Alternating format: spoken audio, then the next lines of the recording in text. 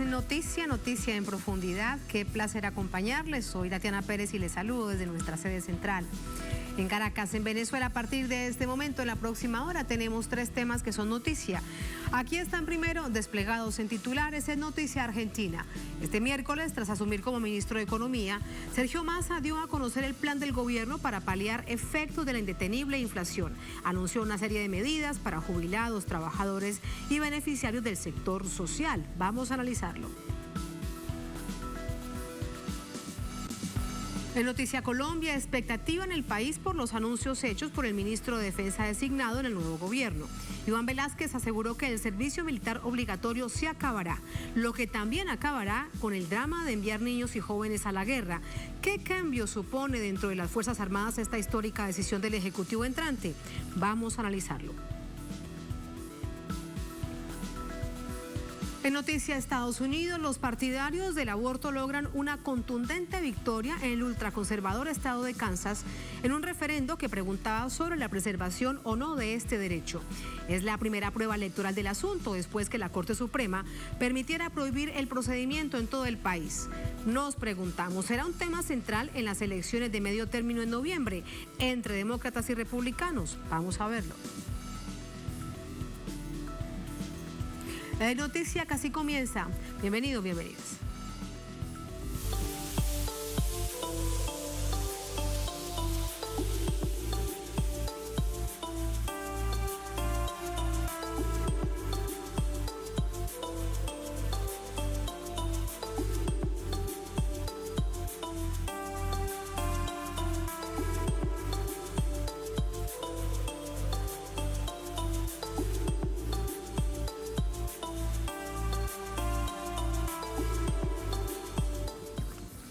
En Noticia Argentina, miércoles de gran expectativa por los anuncios del nuevo ministro de Economía, Sergio Massa, sobre planes de gobierno para hacer frente a la creciente inflación. Una vez conocidos, una de las tareas anunciadas será la atención a jubilados, trabajadores y beneficiarios de planes sociales. Vamos a verlo.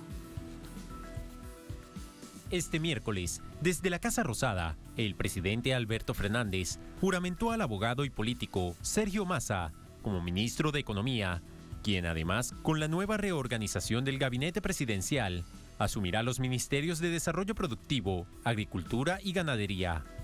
Con un discurso alentador, el presidente Fernández le tomó el juramento al nuevo ministro e hizo un llamado a la unidad de todos para enfrentar el momento económico que atraviesa el país. Muchos empresarios, veo a mis compañeros del sindicalismo, veo a mucha gente de la política.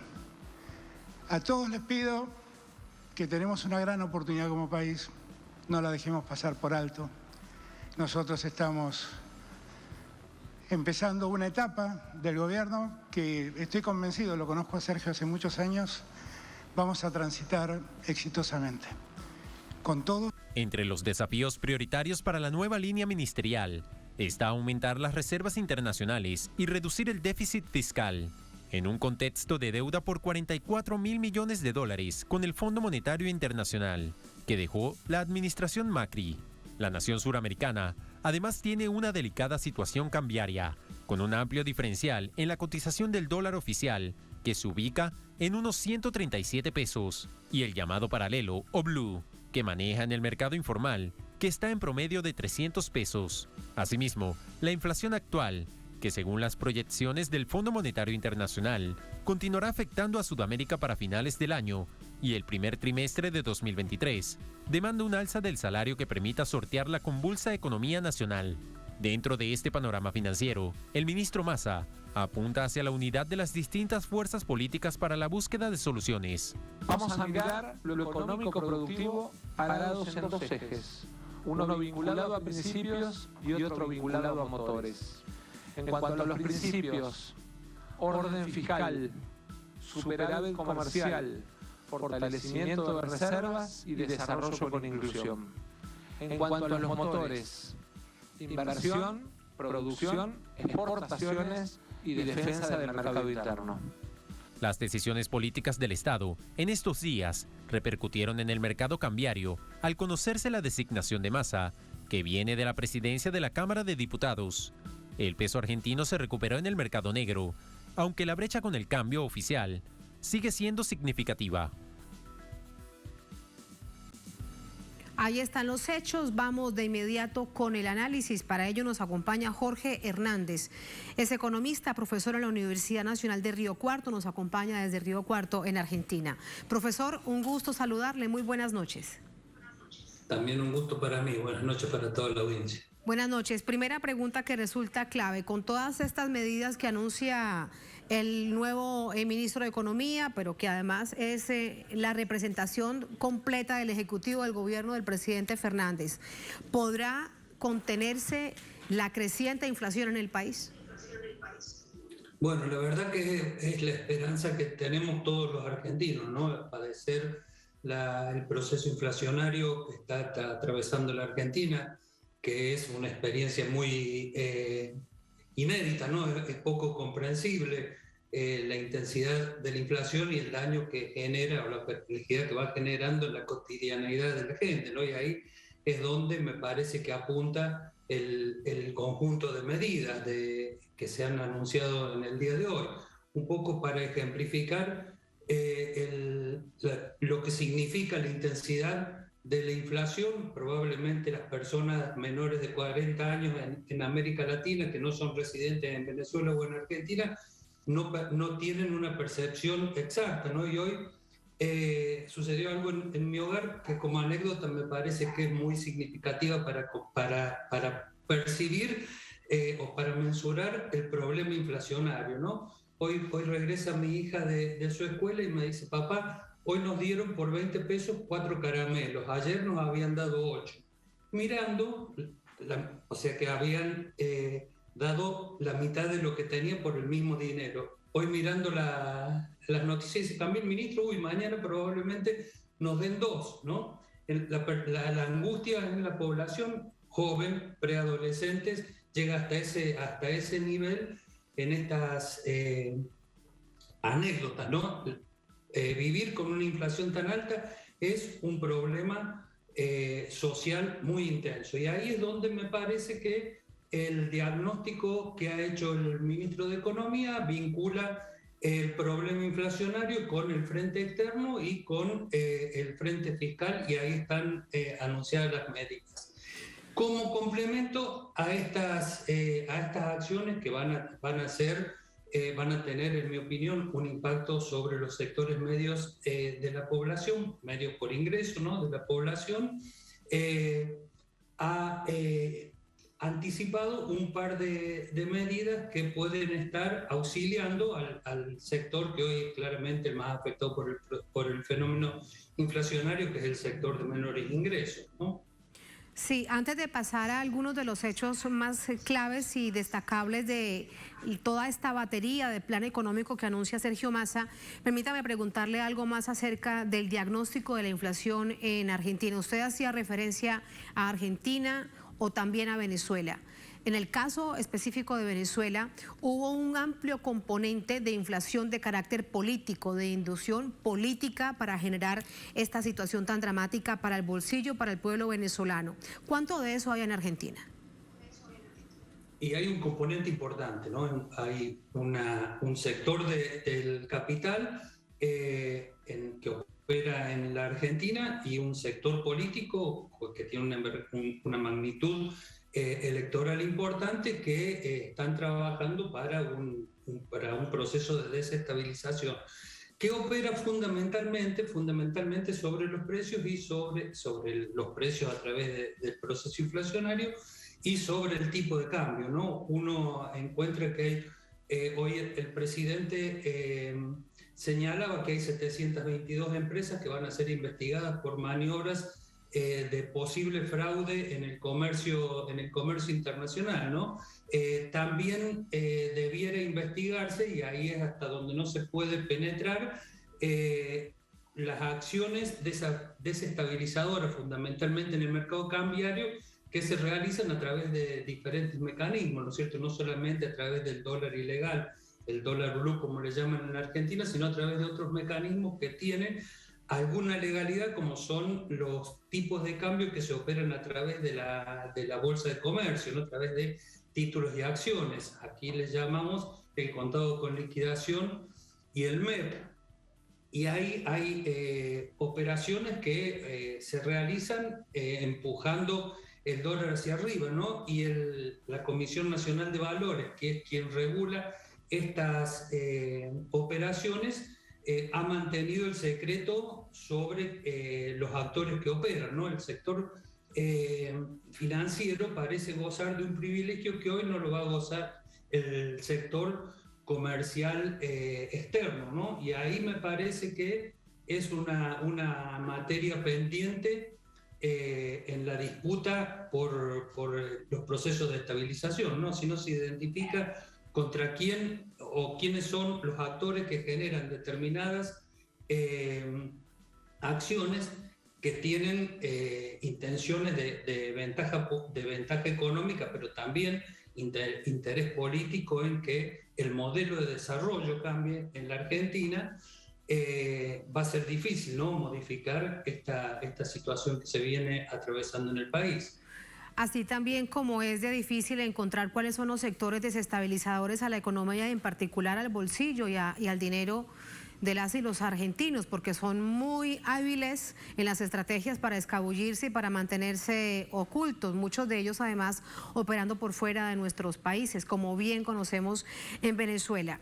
Uno de los temas centrales, denuncia Sergio Massa ante la justicia argentina y ante la unidad de lavado de Estados Unidos, casos de subfacturación de exportaciones y sobrefacturación de importaciones.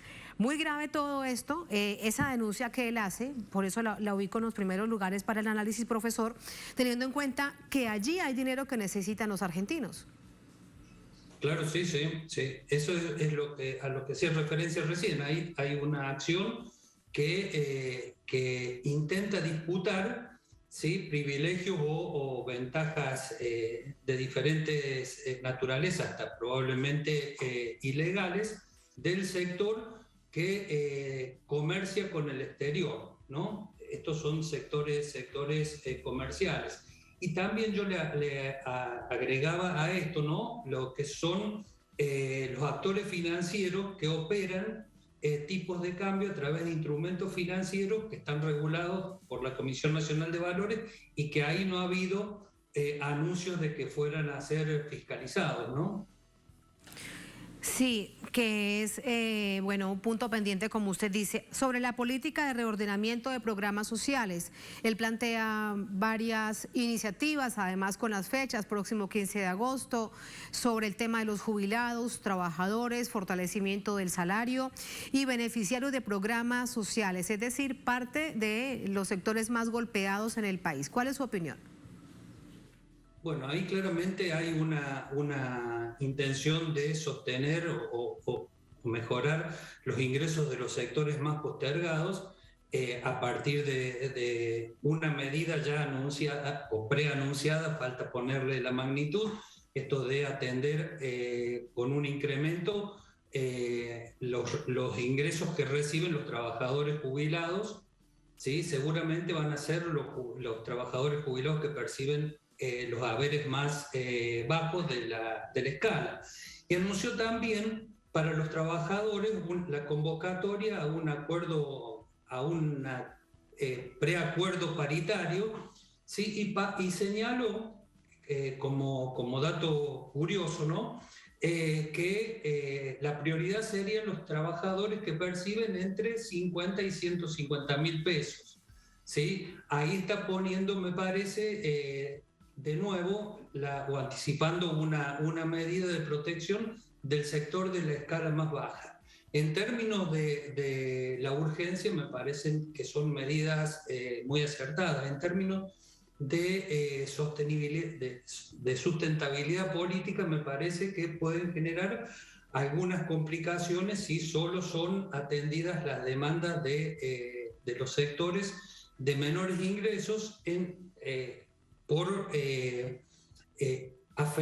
por lo que podría ser afectados los sectores medios de ingreso, que van a ver reducidos sus ingresos por la eliminación o reducción de los subsidios y no parecen estar en la prioridad de la recomposición salarial, ¿no?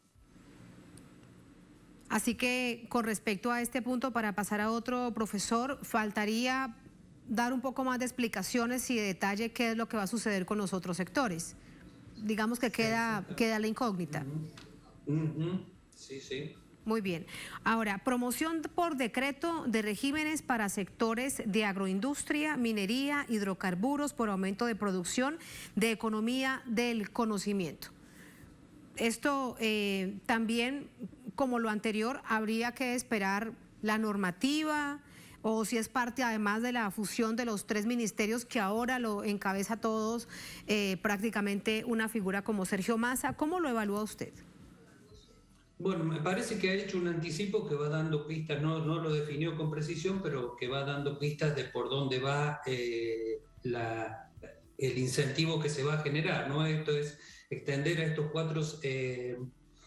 cuatro sectores lo que se ha ofrecido, ya se ha normado, se ha legislado a través de normas del Banco Central, una mejora en los ingresos por exportaciones al sector agropecuario, ¿no? Esto a generar lo que aquí se denominó como dólar campo, que en realidad fue una política entre monetaria y fiscal de mejora del ingreso de los productores agropecuarios sin modificar el tipo de cambio ni el régimen de exportación, de retenciones, ¿no? Y esto me parece que va a ser lo que se va a extender a estos 4 sectores que se quiere impulsar. Para ello, entonces, entramos al punto de la trazabilidad de comercio exterior, control, transparencia, uso de divisas de importaciones, que además ese es un punto, bueno, fundamental, transversal, ante las serias dificultades que hay con el dólar legal y con el dólar paralelo. Fundamentalmente con este tema me parece que es el que más se ha, en el punto donde más se ha avanzado el problema de la fiscalización de la economía argentina, ¿no? Que en mi opinión es uno de los déficits más significativos. La economía argentina tiene niveles de fiscalización muy débiles, ¿no? Hay maniobras de subfacturación de exportaciones, de sobrefacturación de importaciones desde casi toda la historia argentina, ¿no? Y esto, si se da una estrategia de control y se implementan las medidas que se han anunciado, que como señalabas recién en tu introducción, llegan hasta apelar a autoridades de los Estados Unidos, ¿no? Involucrar a autoridades de los Estados Unidos en el control de este tema, que no solamente tiene el impacto sobre el mercado cambiario que recién planteaba, sino además tiene impactos fiscales, ¿no es cierto? Lo que se reduce de renta por estas 2 maniobras reduce, por supuesto, la recaudación, sea por la vía de retención o por la vía de impuesto a las ganancias, ¿no? Profesor Hernández, ¿qué implicará esto para las grandes riquezas en el país, para los verdaderos oligopolios que funcionan en Argentina, que son dueños de todas las redes, en este caso de los sistemas de producción, dueños de la tierra, dueños de la producción, dueños de la industria y al final de cuentas todo eso se refleja en el costo del consumo de argentinos y argentinas? Sí, por ahora no parece haber una gran afectación de los intereses de los capitales vinculados a estos sectores, ¿no es cierto? Lo que estamos percibiendo es el anuncio de una mejora en el ingreso a través del régimen que señalábamos recién, de mejoras fiscales y monetarias para los exportadores que incrementen sus volúmenes exportados, ¿no? Le da la posibilidad de hacer una especie de blanqueo a quienes han estado generando maniobras de subfacturación de exportaciones o sobrefacturación de importaciones en un plazo de 60 días para que se regularicen, y después viene la parte de no hacerlo, viene la parte más penal, donde ahí podrían tener alguna afectación, ¿no? Yo no veo, no se ha anunciado incrementos impositivos, no se ha pedido un esfuerzo impositivo para colaborar con la transición, ¿no?, para estos sectores. Hasta ahora lo que se perciben son algunas ventajas, ¿no?, que vienen por el lado de, te decía recién, del tipo de cambio diferencial para estos 4 sectores y la amenaza global de fiscalización del comercio internacional y eventualmente sanciones por eso. Le entiendo. Una última pregunta, profesor Hernández. No sé si tiene un poco de bolita mágica, tal vez, o es especulativa, pero bueno, ustedes como expertos economistas me encontrará la mejor respuesta. ¿En cuánto tiempo podrán verse los efectos positivos para las casas, para los hogares, para la mesa del pueblo argentino, en particular con este grave problema de la inflación, las medidas que se han anunciado hoy? Sí. Bueno, esto, si el sector del capital más concentrado decide continuar con su disputa contra el modelo económico que encarna el gobierno del presidente Fernández, esto va a ser más o menos inmediato, ¿no? Uno puede esperar que el mercado cambiario rápidamente se reconvulsione, ¿sí? Si esto logra más o menos estabilizarse, lo que se está previendo en términos inflacionarios es que el mes próximo todavía tenga un arrastre importante, motivo de estos últimos acontecimientos, y que recién a partir de septiembre en adelante, ¿sí?, empiece a haber un proceso de desaceleración de la inflación y la recomposición de ingresos de los sectores más vulnerados o más vulnerables en la Argentina. Me parece que va a empezar un poco antes. ¿Van a tener efecto estos alivios si la tasa de inflación logra llevarse a un sendero decreciente, ¿no? Si no, seguiremos padeciendo las mismas situaciones que venimos soportando aceleradamente, ¿no? Si logra controlarse y ojalá que sea a muy corto plazo. Profesor, gracias, muy buenas noches. Gracias por su análisis y sus explicaciones. Muchas gracias. Muchas gracias. Hasta luego. Muchas gracias. Buenas noches. Así vamos a la primera pausa en esta emisión de Es Noticia. Al volver en Noticia Colombia, expectativa en el país por anuncios hechos por el ministro de Defensa designado del nuevo gobierno. Iván Velázquez aseguró que el servicio militar obligatorio se acabará, lo que también acabará con el drama de enviar niños y jóvenes a la guerra. Nos preguntamos qué cambio supone dentro de las Fuerzas Armadas esta histórica decisión del Ejecutivo entrante de Gustavo Petro. Vamos a verlo al volver en Es Noticia.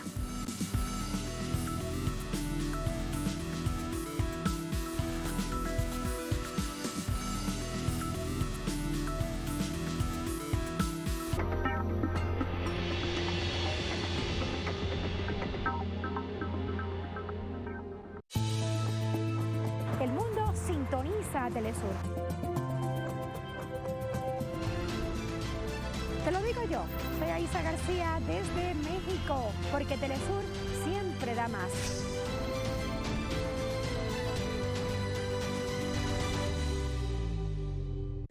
Contacta a tu operador de cable y pide la señal de Telesur HD, así de sencillo. En inglés se transmite a través del satélite IS-14 para Latinoamérica y el Caribe. Y para nuestros pueblos de habla hispana, el satélite IS-34 en América y Europa. Haciendo más fuerte nuestra huella mundial, porque Telesur siempre da más.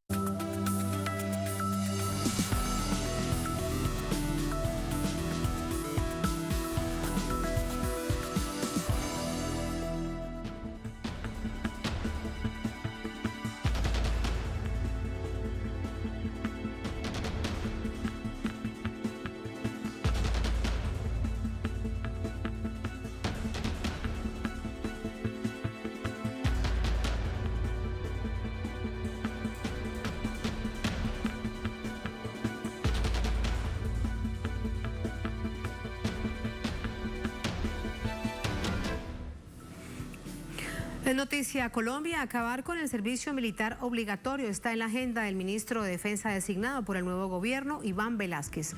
Explicó que el desmonte de esta política será en el contexto de un país que va hacia la construcción de la paz. En entrevista a un medio local, el próximo ministro de Defensa, Iván Velásquez, mencionó la intención de eliminar la obligatoriedad de servicio militar en Colombia. Ojalá fueran todos voluntarios. Yo aspiro a que el servicio militar obligatorio se suprima. Una decisión así tendría que pasar por el Congreso, donde la coalición Pacto Histórico tiene mayoría parlamentaria. La ley vigente obliga a todos los hombres mayores de 18 y menores de 24 años a prestar servicio militar y en periodos de reclutamiento ingresan a las filas de la fuerza pública al menos a 180.000 jóvenes de 18 a 14 años. Velásquez, designado por el presidente electo Gustavo Petro, dejó claro que el desmonte de la política será en el contexto de un país que va hacia la construcción de la paz.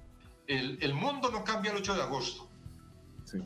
Desde el 7 de agosto puede cambiar una perspectiva, puede cambiar la manera como se ejerce un gobierno, puede cambiar la intencionalidad de un gobierno, puede cambiar el sentimiento de un gobierno que está por la paz y por la democracia.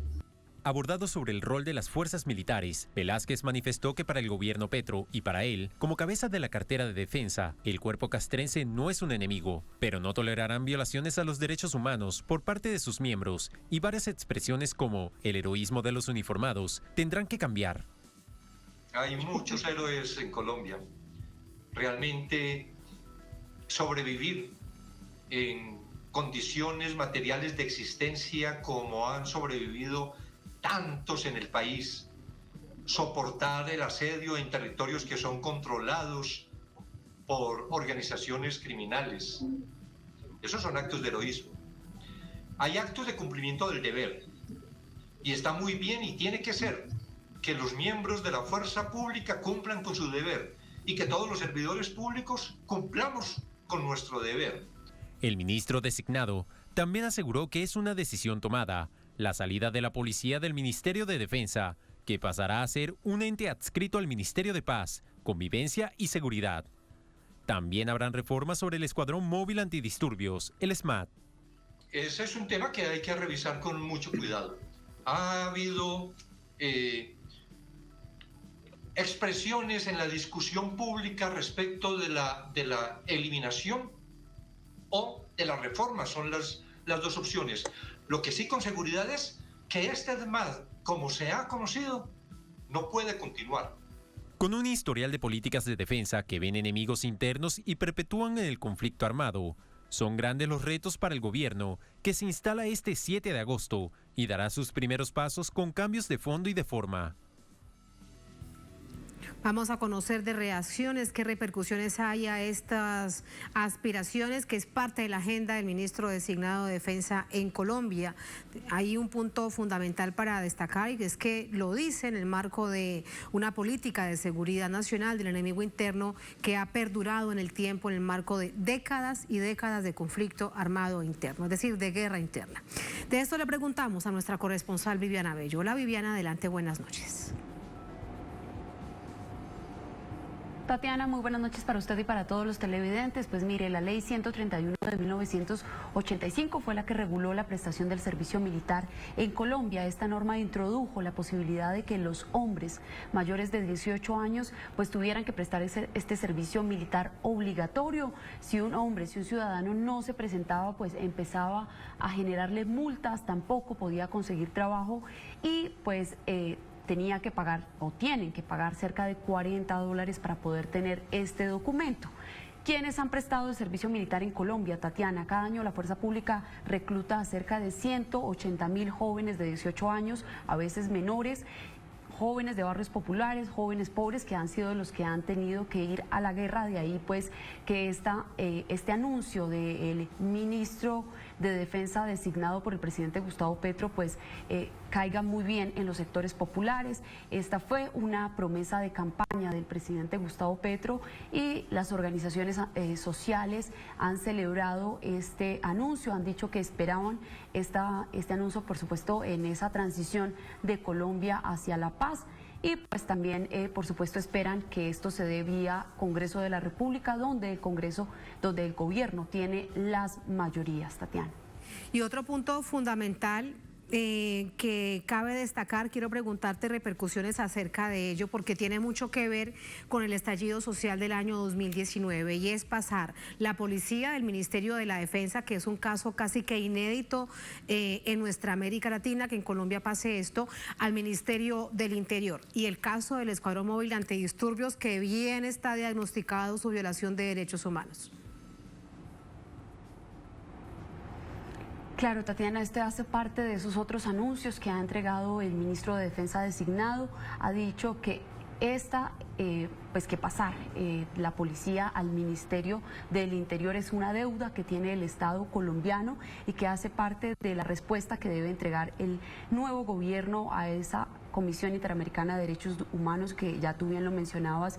Él le recomendó al presidente saliente Iván Duque que hiciera este traslado para que fuera una policía civil, para que fuera una policía que acompañara a los ciudadanos y no agrediera a los colombianos. Ha dicho que esta fuerza pública tiene que pasar de manera inmediata a la cartera del Ministerio del Interior y que los próximos meses serán claves para conocer cuánto tardaría el gobierno en hacer este tránsito de la policía, sacarla de ese Ministerio de Defensa y convertirla en una fuerza civil. También ha dicho que el Escuadrón Antidisturbios pues no seguirá teniendo la misma función, es decir, que todas estas violaciones y agresiones a los derechos humanos no se van a seguir dando, y que por eso la apuesta que tiene el presidente electo Gustavo Petro para la consolidación de esa paz grande. ¿Y por qué, Tatiana? Porque digamos que desde los mismos sectores de siempre, desde la extrema derecha, han salido a criticarle estos anuncios al ministro de Defensa designado Iván Velásquez. Han dicho que como un país pues con los niveles de inseguridad que tiene Colombia va a pensarse en que no se recluten más jóvenes para la guerra, y pues la respuesta, digamos, del ministro ha sido muy clara, y ha sido que en esa transición de un país en guerra a la paz, en el desmantelamiento de estructuras armadas, en el sometimiento a esa justicia y también en el reinicio de diálogos con la guerrilla del ELN, pues el país va a cambiar, y que esa es la apuesta del presidente, que las primeras decisiones se van a tomar en estos primeros 100 días y que el interés de ellos es cumplirle a esos 11 millones de colombianos que los eligieron, por supuesto teniendo en cuenta las características del pueblo colombiano, de más de 50 millones de colombianos, pero que su prioridad es responderle y cumplir con esa promesa de campaña, y de ahí la necesidad pues de que se abran, de que se instalen esos diálogos de paz, y también de empezar a desmontar esta estructura del ESMAD, que ha sido tan cuestionada por organismos internacionales, también por los defensores de derechos humanos y por las víctimas, sobre todo víctimas jóvenes a las que le sacaron ojos en el estallido social del año 2019, y que ha sido tan cuestionada por diferentes organismos, Tatiana. Los muchachos como expresión en las calles que salían a protestar y ver cómo fueron golpeados, cómo fueron ultrajados, algunos de ellos sin uno o sus dos ojos, producto de las acciones excesivas del Escuadrón Móvil Antidisturbios. Eso es imposible de olvidar. Gracias, Viviana. Hasta mañana. Buenas noches. Feliz noche, Tatiana. Hasta mañana. Vamos con el análisis. Para ello nos acompaña Alfonso Insuasti. Él es docente e investigador en la Universidad de San Buenaventura, miembro de Red y Paz e integrante del Grupo Cabilando. Nos acompaña desde Medellín, en Colombia. Profesor, buenas noches. Bienvenido. ¿Cómo está? Profesor, yo no lo escucho. ¿Usted me escucha?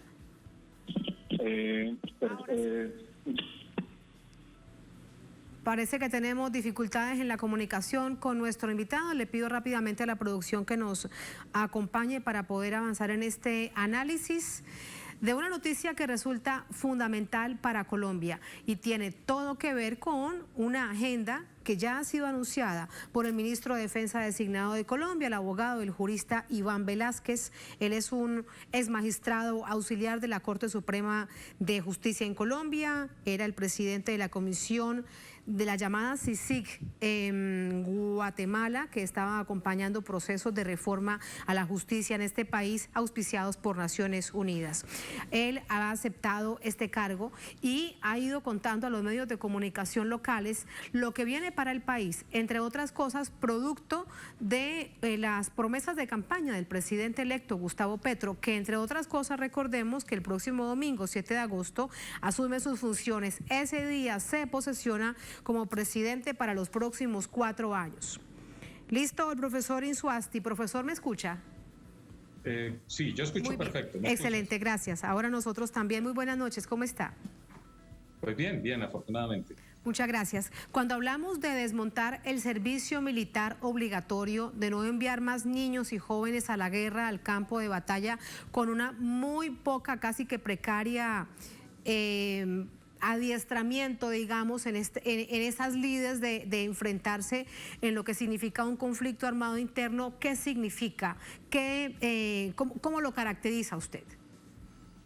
Bien, yo creo que es una muy buena noticia. Es un anuncio que tendrá que tramitarse y tendrá su tiempo de trámite. Y también tendrá las tensiones de los grupos de poder que tal vez se oponen o que buscan tal vez llamar la atención, porque en realidad se requiere un cambio, hay que verlo en el contexto general, la necesidad de una reorganización, una reforma de fondo de las fuerzas militares en Colombia, que también quedó en el acuerdo de paz, se acordó allí, pero que no ha sido tramitado y no ha sido objeto tampoco de análisis. Y las promesas de Gustavo Petro como candidato, ahora como presidente, es precisamente retornar lo que dice la Constitución en función de la labor esencial de las Fuerzas Armadas en Colombia y de la función de la policía. Entonces lo que está haciendo él es retornar a lo que dice la Constitución, que se cumpla lo que dice la Constitución, y pensarse en un país que ya firmó un acuerdo de paz y que está abriendo la posibilidad de nuevas negociaciones para una paz grande, como la llamará también, la llaman ahora tanto la informe de la Comisión de la Verdad que también Gustavo Petro con la paz total. ¿Esto implica, por ejemplo, que se acaben las redadas, obligar a los muchachos en los colegios y en las escuelas públicas a ir a prestar el servicio militar, aunque anuncien que tienen objeción de conciencia de carácter militar? Implica una cantidad de acciones, sobre todo, no me refiero, luego le preguntaré sobre las fuerzas militares, sino sobre la propia sociedad colombiana, porque durante tantas décadas ha pasado, profesor, pues que esto se ha naturalizado, pero la verdad es que eso nunca debió suceder. Sí, hay una suerte de cultura e incluso que posiciona lo armado como un asunto de gloria y de honor. Y eso creo que también está siendo reevaluado y también está siendo replanteado. También el ministro lanza ese mensaje en términos del concepto de honor y el concepto de héroes, que también fue la gran campaña publicitaria que se hizo en torno al ejército y a una sociedad que centra su atención en el mundo armado. Yo creo que ahí hay un mensaje muy claro. La sociedad debe transitar, debe transformar sus lógicas y sus miradas hacia unas concepciones de paz. Y eso implica transformaciones de fondo y transformaciones que de alguna manera le mandan también un mensaje a la población juvenil, y es que hay otras opciones y las opciones no tienen que ser la vía armada, formal o no formal. Y ahora sí le pregunto sobre las fuerzas militares. 180,000 niños y jóvenes son reclutados en el servicio militar obligatorio cada año y van aproximadamente entre año y medio y casi 2 años a prestar este servicio militar en cualquier parte del país. ¿Esto cómo se suple? ¿Qué cambios deberían asumirse dentro de las fuerzas militares? Bien, el planteamiento no va solo, por eso insisto, hay que verlo dentro de un paquete de reformas profundas a las fuerzas militares, policía y fuerzas militares, que se tendrán que ir estableciendo paulatinamente. Se habla de la voluntariedad, sí, pero también transitar el servicio militar obligatorio hacia un servicio social. Es decir, es otra mirada y es otra concepción. En términos de las fuerzas militares, pues se habla, por un lado, de la voluntariedad, pero también otra manera de formarse, profesionalizar la fuerza, formar a los integrantes de las fuerzas militares e incluso cambiar la lógica de ascensos entre oficiales y suboficiales, lo cual permite una transformación de fondo y que la persona por vocación entra y que aún no teniendo los recursos ingrese a prestar un servicio a la patria, pues lo preste de manera autónoma, leal, y que se rescate a eso que tanto se ha perdido en Colombia, que es el honor militar. Y algo muy interesante que usted decía y ahora recordamos es el servicio social. Hace algunos días el senador Iván Cepeda, él decía que esto debería ser parte de la línea, sin embargo es un asunto que va en construcción. Pero ¿cómo sería si existen otras experiencias en otras partes del mundo? Obviamente que no sea Israel, porque todos los jovencitos y además haya mujeres también se van a prestar el servicio militar obligatorio, así que ese caso no. Pero ¿cómo podría ser un servicio social en el contexto colombiano? Colombia tiene una de las crisis sociales más grandes de su historia. Y lo que requeriríamos hoy no es precisamente fortalecer la vía armada.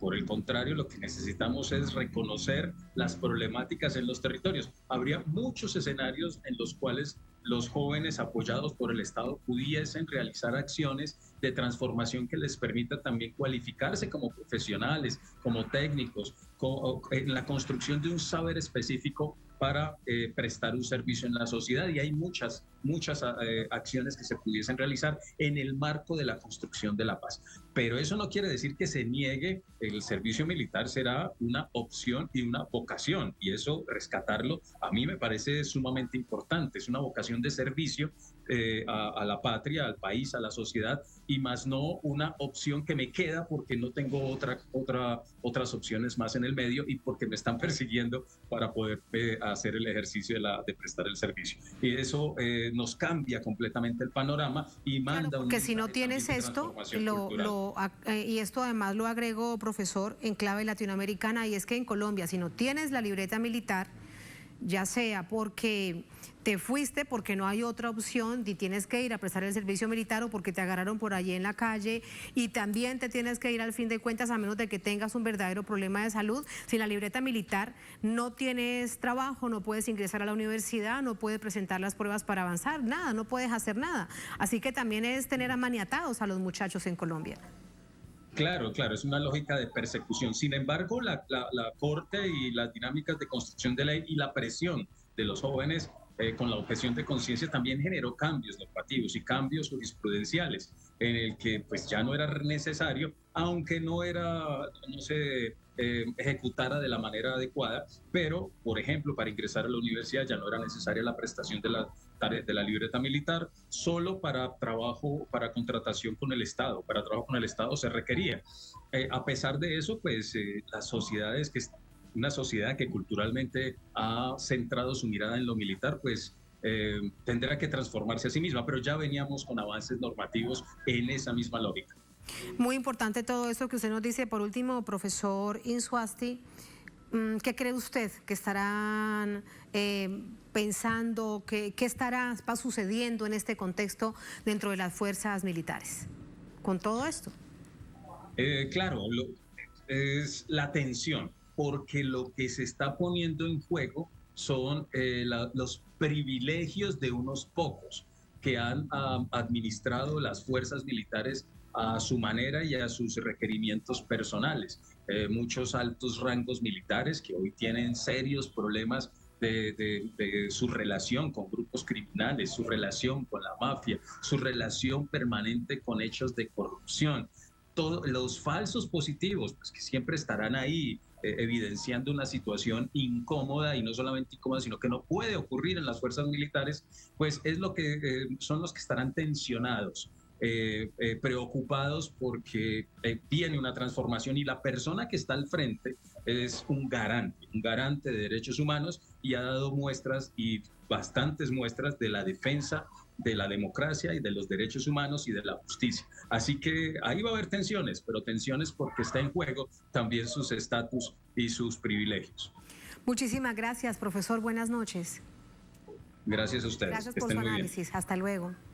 Así vamos a la última pausa en esta emisión de Es Noticia. Al volver en Noticia a Estados Unidos, los partidarios del aborto logran una contundente victoria en el ultraconservador estado de Kansas, en un referendo que preguntaba sobre la preservación o no de este derecho. Esta es la primera prueba electoral del asunto después que la Corte Suprema permitiera prohibir el procedimiento en todo el país. Nos preguntamos, ¿será un tema central en las elecciones de medio término en noviembre? Pues vamos a verlo al volver en Es Noticia.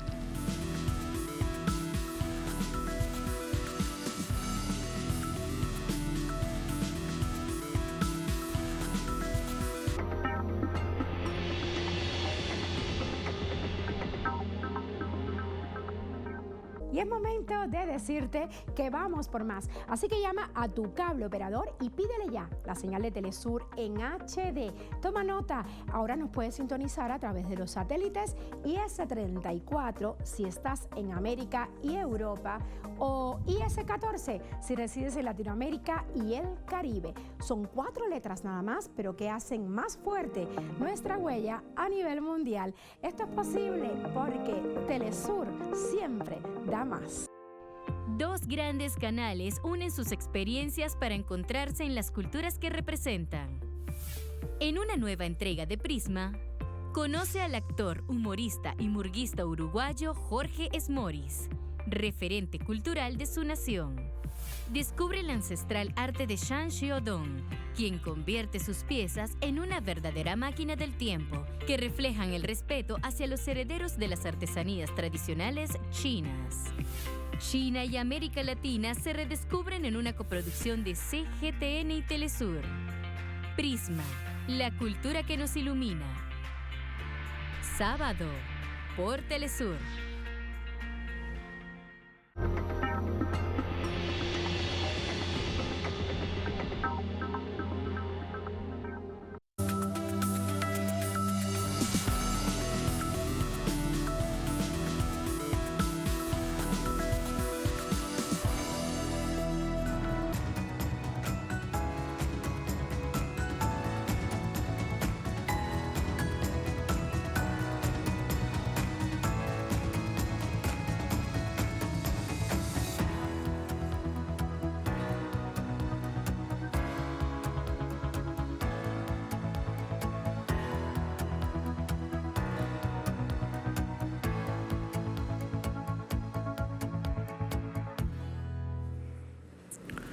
En noticia Estados Unidos, en el conservador estado de Kansas, los movimientos pro aborto logran una rotunda victoria en un referendo realizado la víspera, en el que se preguntaba sobre la preservación o no del derecho al aborto.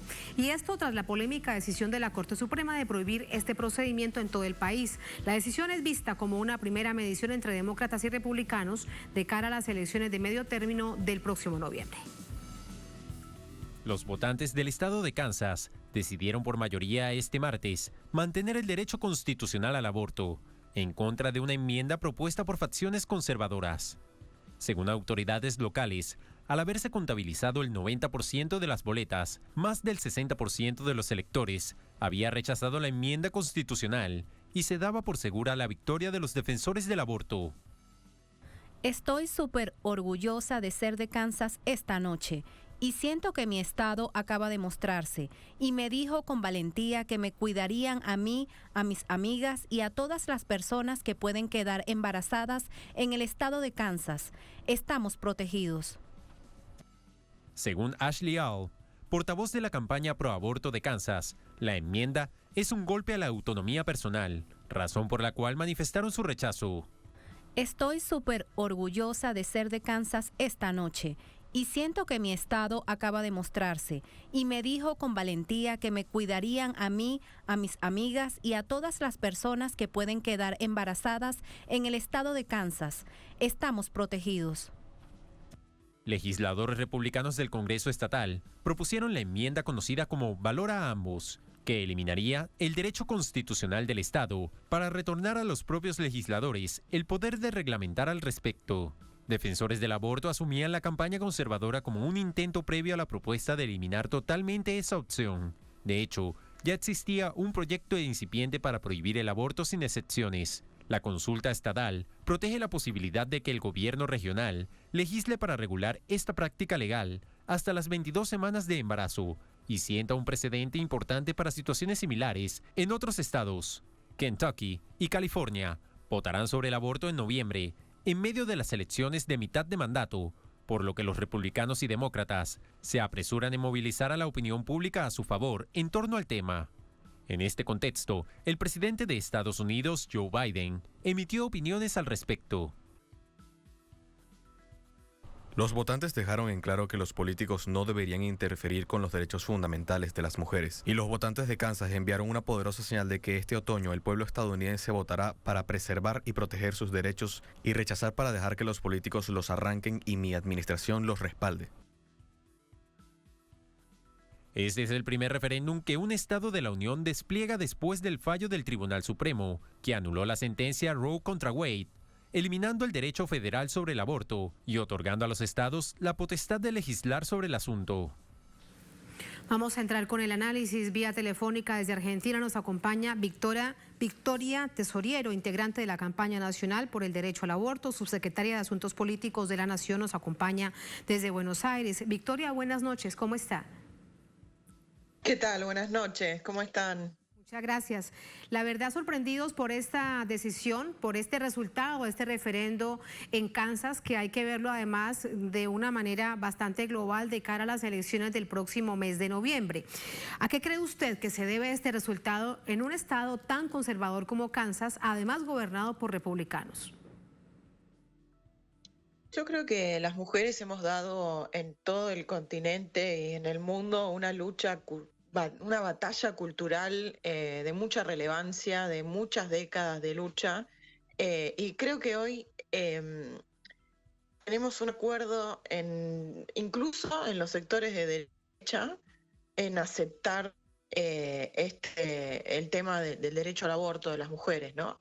Creo que a nosotros nos preocupó mucho desde Argentina ver el accionar del Poder Judicial estadounidense, porque vemos que hay rasgos en común en los poderes judiciales, ¿no? En la época de mi mamá, las fuerzas militares eran las que encarnaban los proyectos políticos más retrógrados en contra de los derechos humanos, en contra de todo avance de nuestros pueblos. Y creo que hoy ese rol no lo ocupa llamativamente la derecha parlamentaria, sino que lo ocupa el Poder Judicial.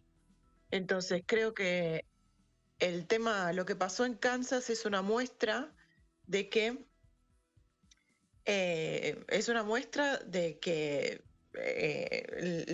la preocupación que debemos tener y la alerta que debemos tener es en contra de los poderes judiciales de nuestros países.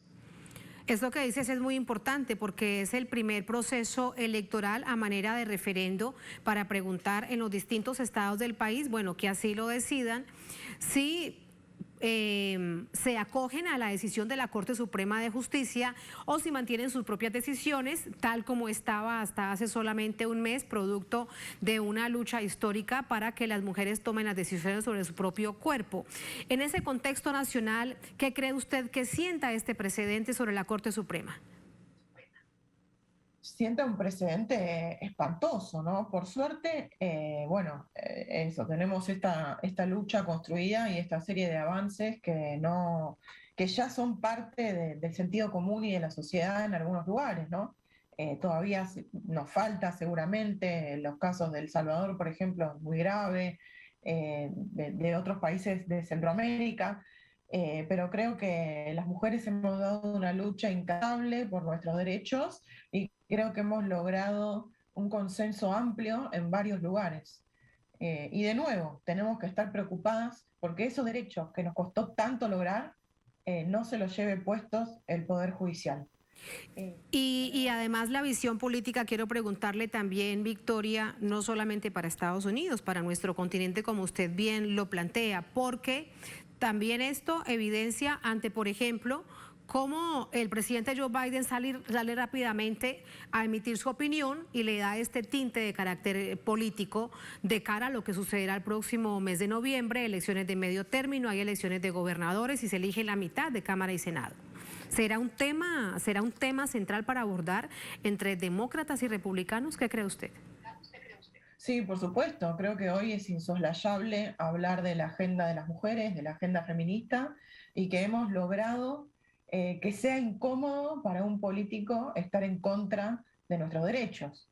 Y creo que eso es un logro que tenemos que valorar y tenemos que preservar, pero sin duda tenemos que seguir alerta porque en cualquier momento podemos llegar a tener retrocesos.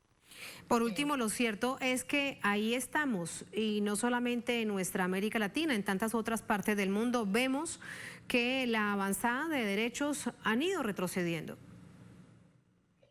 Sí, justamente hoy nosotras tenemos en Argentina casos judicializados, mujeres presas por aborto, un poder judicial que persigue a las mujeres. Por eso creo que no es... hemos logrado mucho, pero no tenemos que dejar de estar organizadas, no tenemos que dejar de estar alerta, no tenemos que dejar de estar conectadas en distintos puntos de la región para poder defender nuestra agenda y conservar lo que logramos. Muchísimas gracias, Victoria. Buenas noches. No, por favor, gracias a ustedes. Hasta luego. Gracias a ustedes por habernos acompañado. Ponemos punto final a esta emisión de Noticia. Un placer como siempre. Será hasta mañana. Sigan con nosotros.